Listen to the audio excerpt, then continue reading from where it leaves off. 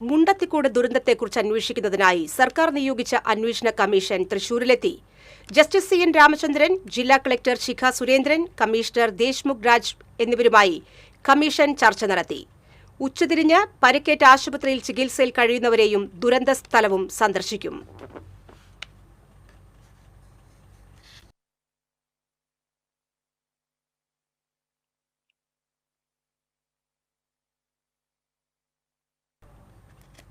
കൂടുതൽ വിവരങ്ങളുമായി അഭിജിത്ത് തലച്ചിറ ചേരുന്നു. അഭിജിത്ത്, അങ്ങനെ സർക്കാർ നിയോഗിച്ച ഏകാംഗ ജുഡീഷ്യൽ കമ്മീഷൻ തൃശൂരിൽ എത്തിയിരിക്കുകയാണ്.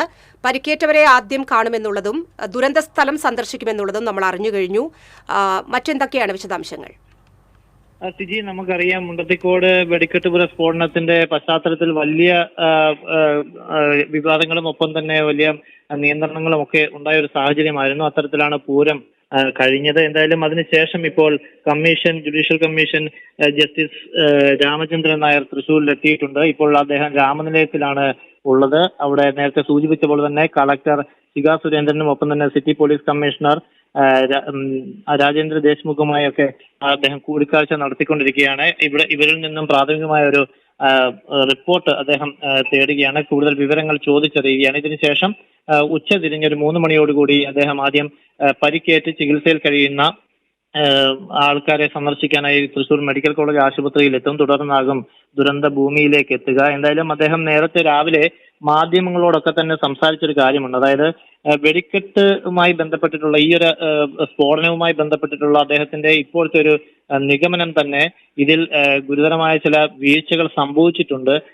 ഒരു അശ്രദ്ധയോ അതല്ലെങ്കിൽ സുരക്ഷാ വീഴ്ചകളോ സംഭവിച്ചതുകൊണ്ട് മാത്രമാണ് ഇത്തരത്തിലൊരു സ്ഫോടനം നടന്നതെന്ന് സംബന്ധിച്ച് രാവിലെ അദ്ദേഹം ചില മാധ്യമങ്ങളോട് സംസാരിക്കുകയുണ്ടായി. അദ്ദേഹത്തിന്റെ നിഗമനവും ഇക്കാര്യത്തിൽ അതാണെന്ന് വ്യക്തമായി കഴിഞ്ഞു. എന്തായാലും അതിനുശേഷമുള്ള തെളിവെടുപ്പുകളും മറ്റുമുള്ള കാര്യങ്ങൾ നടത്തും. അത് അദ്ദേഹം വ്യക്തമാക്കിയിട്ടുള്ളത് ഇങ്ങനെയാണ്. അതായത് സർക്കാരിന്റെ ചില നിർദ്ദേശങ്ങളും റഫറൻസ് കാര്യങ്ങളും ഒക്കെ കിട്ടിയതിനു ശേഷം എത്തരത്തിലാകണം ഇതിന്റെ ഒരു അന്വേഷണം നടത്തേണ്ടത് എന്നത് സംബന്ധിച്ചിട്ടുള്ള കാര്യവും അദ്ദേഹം ഇപ്പോൾ വ്യക്തമാക്കിയിട്ടില്ല. കാരണം അതിന് സർക്കാരിന്റെ ചില നിർദ്ദേശങ്ങൾ കിട്ടേണ്ടതുണ്ട്. അത് ഈ ഒരു സമയം വരെയും അദ്ദേഹത്തിന് കിട്ടിയിട്ടില്ല. അതിനുശേഷമാവും എന്താണ് എത്തരത്തിലുള്ള കാര്യങ്ങൾ റെഫറൻസ് ചെയ്തിട്ടാകണം ഇത് മുന്നോട്ട് പോകേണ്ടതെന്ന് സംബന്ധിച്ചിട്ടുള്ള ഒരു കാര്യവും അദ്ദേഹം വ്യക്തമാക്കുന്നുണ്ടായിരുന്നു. എന്തായാലും ഇപ്പോൾ അദ്ദേഹം രാമനിലയത്തിലെത്തി. ഇനി കളക്ടറും കമ്മീഷണറുമായി ഒരു ചെറിയ കൂടിക്കാഴ്ച നടത്തി വിവരങ്ങൾ ചോദിച്ചറിഞ്ഞു. ഇനി സംഭവ സ്ഥലത്തെത്തും. അതിനുശേഷമാവും ഈ ഒരു അന്വേഷണവുമായി ബന്ധപ്പെട്ടുള്ള കാര്യങ്ങൾ തെളിവെടുപ്പ് സഹിതമടക്കം നടത്തുക.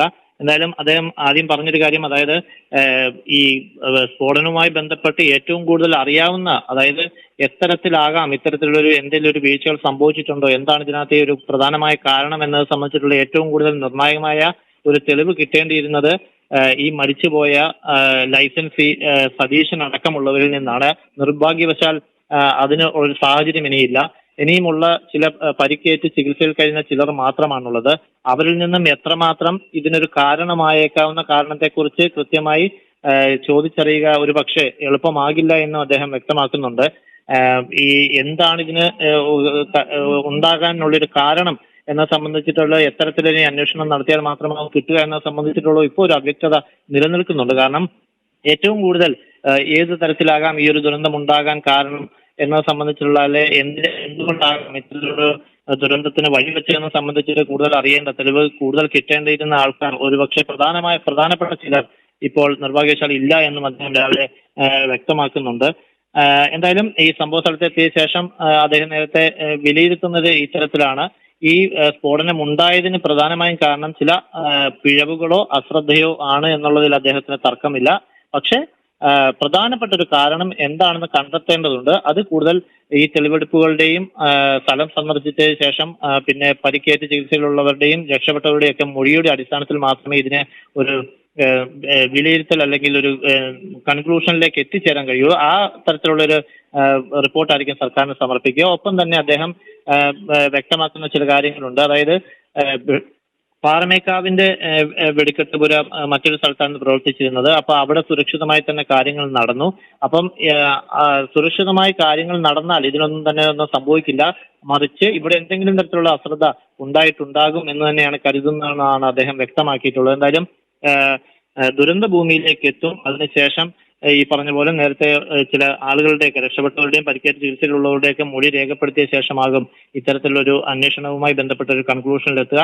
ഒപ്പം തന്നെ അദ്ദേഹം വ്യക്തമാക്കുന്ന മറ്റൊരു കാര്യം ഈ വെടിക്കെട്ടുകളെ സംബന്ധിച്ചാണ്. അതായത് ഇത്തരത്തിൽ വലിയ രീതിയിൽ കരിമരുന്നുകൾ ഉപയോഗിച്ചുകൊണ്ടുള്ള ഒരു വെടിക്കെട്ട് ഈ ആധുനിക കാലത്ത് മാറി സുരക്ഷിതമായും സൗകര്യപൂർവവും ഒപ്പം തന്നെ കൂടുതൽ സൗന്ദര്യാത്മകവുമായ രീതിയിലുള്ള വെടിക്കെട്ടിന് ഇന്നത്തെ കാലത്ത് പ്രാധാന്യമുണ്ട്. അപ്പോൾ അത്തരത്തിലുള്ള വെടിക്കെട്ടുകൾ നടത്താനുള്ള ശുപാർശ തങ്ങളുടെ മറ്റേ സർക്കാരിന് ഒരുപക്ഷെ ശുപാർശയായി നൽകുമെന്നുള്ളൊരു മുൻ ധാരണ കൂടി അദ്ദേഹം മുന്നോട്ട് വെക്കുന്നുണ്ട്. എന്തായാലും ഇത്തരത്തിൽ ഇനിയും ആശുപത്രിയും തുടർന്ന് സ്ഥലവും സംബന്ധിച്ച ശേഷമാകും കൂടുതൽ കാര്യങ്ങൾ ഇക്കാര്യത്തിൽ വ്യക്തമാക്കുക. മറ്റൊരു കാര്യം കാര്യം രാവിലെ സാധാരണ നമ്മൾ ഈ രാമനിലയത്തിൽ അല്ലെങ്കിൽ ഇത്തരത്തിൽ എത്തുമ്പോൾ മാധ്യമങ്ങൾക്ക് രാമനിലയത്തിലടക്കം പ്രവേശനമുണ്ടാകും.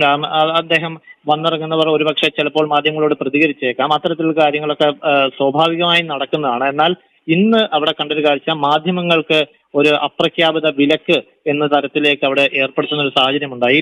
കമ്മീഷണറുടെ പ്രത്യേക നിർദ്ദേശപ്രകാരമാണ് രാമനിലയത്തിനകത്തേക്ക് മാധ്യമങ്ങളെ കടത്തിയിട്ടില്ല. അതുകൊണ്ട് അത്തരത്തിൽ ചില ചെറിയ മാധ്യമങ്ങളുടെ ഭാഗത്തു നിന്നും ചില നീരസങ്ങളൊക്കെ തന്നെ അവിടെ പ്രകടിപ്പിക്കുകയും ഉണ്ടായി. എന്തായാലും പിന്നീട് ഈ സംഭവ സ്ഥലത്തേക്ക് കമ്മീഷണർ വന്ന് മാധ്യമങ്ങളുമായി അല്പം സംസാരിച്ച ശേഷമാണ് പിന്നീട് അകത്ത് കടന്നുപോയത്. എന്തായാലും നിലവിലെ സാഹചര്യത്തിൽ മാധ്യമങ്ങൾക്ക് രാമനിലയത്തിലേക്ക് ഒരു അപ്രഖ്യാപിത വിലക്കും ഇപ്പോൾ ഏർപ്പെടുത്തിയിരുന്നു. അതേസമയം 3 മണിയോടുകൂടി ഈ ജസ്റ്റിസ് രാമചന്ദ്രൻ സംഭവ സ്ഥലത്തേക്കും ആശുപത്രിയിലേക്കും തൃശ്ശൂരിൽ നിന്നും പുറപ്പെടും. തുടർന്ന് മാധ്യമങ്ങളെ കണ്ട് ഇക്കാര്യത്തിൽ തങ്ങൾക്കുള്ള ഒരു നിഗമനത്തെ സംബന്ധിച്ചിട്ടുള്ള മാധ്യമങ്ങളോട് സംസാരിക്കുമെന്നാണ് ഇപ്പോൾ നമുക്ക് അറിയാൻ കഴിഞ്ഞിട്ടുള്ളത്. സിജി, എത്ര സമയത്തിനുള്ളിൽ അന്വേഷണം പൂർത്തിയാക്കാനാണ് അദ്ദേഹം ഉദ്ദേശിക്കുന്നത്? അതിനെക്കുറിച്ച് അന്വേഷണ കമ്മീഷന്റെ ആ ഒരു ജുഡീഷ്യൽ അന്വേഷണം എത്ര കാലം ഓരോ നമ്മുടെ ബുദ്ധിമുട്ടുകൾ ഉണ്ടാകുമ്പോഴുമുള്ള അന്വേഷണം എഴുതി നീങ്ങാറാണ് പതിവ്.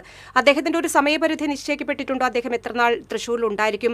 ഈ അന്വേഷണ കമ്മീഷന്റെ റിപ്പോർട്ട് എത്ര നാൾക്കുള്ളിൽ സർക്കാരിന് സമർപ്പിക്കാനാകും? അതിനെക്കുറിച്ച് എന്തെങ്കിലും സൂചന ലഭിച്ചോ? അക്കാര്യങ്ങളെ സംബന്ധിച്ച് ഒന്നും തന്നെ ഇപ്പോൾ ഒരു വ്യക്തമായ ഒരു നിഗമനം അദ്ദേഹം പറഞ്ഞിട്ടില്ല. കാരണം ഈ ഒരു സംഭവ സ്ഥലത്തേക്ക് അദ്ദേഹം ഈ സംഭവം നടന്നതിന് ശേഷം ഇപ്പോൾ തൃശ്ശൂരിൽ എത്തുന്നത് ആദ്യമാണ്. ഇനിയും ആശുപത്രിയിൽ എത്തി ചികിത്സയിൽ കഴിയുന്നവരുമായി സംസാരിക്കണം. ഒപ്പം തന്നെ പരമാവധി ആളുകൾ, അതായത് ഇതുമായി ബന്ധപ്പെട്ടിട്ട് ആരിൽ നിന്നൊക്കെ തെളിവുകൾ ശേഖരിക്കണമെന്ന് സംബന്ധിച്ചിട്ടുള്ളൊരു റെഫറൻസ് ഇപ്പോഴും സർക്കാർ നൽകിയിട്ടില്ല. അപ്പൊ ആ ഒരു റെഫറൻസിന്റെ അടിസ്ഥാനത്തിൽ കൂടിയാകും ആരെയൊക്കെ കണ്ട് എത്തരത്തിലുള്ള തെളിവുകളാണ് ശേഖരിക്കേണ്ടത്, എത്തരത്തിലുള്ള തെളിവുകളാണ് സ്വരൂപിക്കേണ്ടത് എന്നത് സംബന്ധിച്ചുള്ള ഒരു തീരുമാനം അദ്ദേഹം എത്തുകയുള്ളൂ. അതിനുശേഷമാകും ഈ കാര്യങ്ങൾ, അതായത് ഈ സംഭവം കൂടി സന്ദർശിച്ച ശേഷം അവിടെ നിന്നുള്ള ഒരു പൊതു വിലയിരുത്തൽ കൂടി എത്തി. ഇപ്പോൾ നേരത്തെ സൂചിപ്പിച്ച പോലെ തന്നെ കളക്ടർ, അതുപോലെ തന്നെ കമ്മീഷണർ, ഇത്തരത്തിലുള്ള അവരിൽ നിന്നും പ്രാഥമികമായി ഇപ്പോൾ ഒരു വിവരം അദ്ദേഹം ആരാഞ്ഞിട്ടുണ്ട്. അപ്പം ഇങ്ങനെ പരമാവധി ഇതുമായി സ്ഫോടനവുമായി ബന്ധപ്പെട്ടിട്ട് പരമാവധി തെളിവുകൾ അല്ലെങ്കിൽ അറിവുകൾ ശേഖരിച്ചുകൊണ്ട് മാത്രമേ ഒരു സർക്കാരിലേക്ക് ഈ ഒരു കമ്മീഷന്റെ റിപ്പോർട്ട് സമർപ്പിക്കുകയുള്ളൂ. എന്തായാലും അതിന് എത്ര കാലാവധി ദൈർഘ്യങ്ങൾ സംബന്ധിച്ചിട്ടൊന്നും തന്നെ ഇപ്പോൾ അദ്ദേഹം വ്യക്തമാക്കിയില്ല. ഒരു പക്ഷേ ഈ ഒരു വിസിറ്റോട് കൂടി അതിനുശേഷം അദ്ദേഹം മാധ്യമങ്ങളെ കാണും. ആ ഒരു സമയത്ത് അദ്ദേഹത്തോട് നമുക്ക് ചോദിച്ചറിയേണ്ടി വരും. ആ ഒരു സമയത്ത് മാത്രമാകാം എത്ര സമയത്തിനുള്ളിൽ ഈ ഒരു റിപ്പോർട്ട് സമർപ്പിക്കും എന്നത് സംബന്ധിച്ചിട്ടുള്ള ഒരു വ്യക്തത വരികയുള്ളൂ. സിജി.